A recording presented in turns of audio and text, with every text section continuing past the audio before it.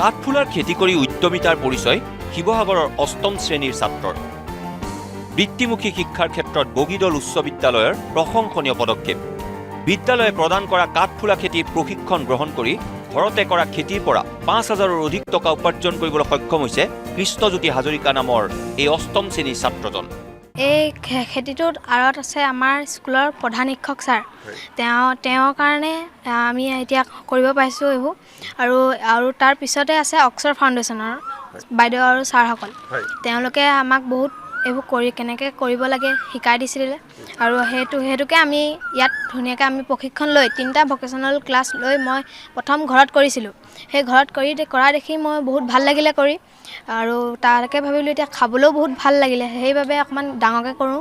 সেই ডাঙৰকৈ কৰিলে অকণ আমি খাবলৈও পাম আৰু বিকিবলৈও হ'ব বুলি ভাবিলোঁ। মই বিক্ৰী কৰি প্ৰায় 5,000মান টকা পাইছিলোঁ। বিদ্যালয়ত প্ৰদান কৰা কাঠফুলা খেতিৰ প্ৰশিক্ষণ লৈ কম বয়সতে স্বাৱলম্বী হৈছে এই ছাত্ৰজন। আমাৰ আটাইকেইজন ছাত্ৰৰ ভিতৰত কৃষ্ণজ্যোতি হাজৰিকাই তেওঁ ঘৰত গৈ নিজাকৈ প্ৰস্তুত কৰিছে, কৰি তেওঁ যথেষ্ট লাভৱান হৈছে আৰু তেখেতে সেইখিনি উৎপাদন বিক্ৰী কৰি তেখেতে আৰ্থিকভাৱে যথেষ্ট লাভ হৈছে। গতিকে ইয়াৰ পাছতে আমি কৃষ্ণজ্যোতি হাজৰিকাক ধন্যবাদ জ্ঞাপন কৰিছোঁ। সমান্তৰালকৈ অক্সফৰ্ড ফাউণ্ডেশ্যনে যি পদক্ষেপ গ্ৰহণ কৰি এনেদৰে বৃত্তিমূলক শিক্ষা আগবঢ়াই নিয়াত সহায় কৰিছে তেখেতসকলক মই আন্তৰিক ধন্যবাদ।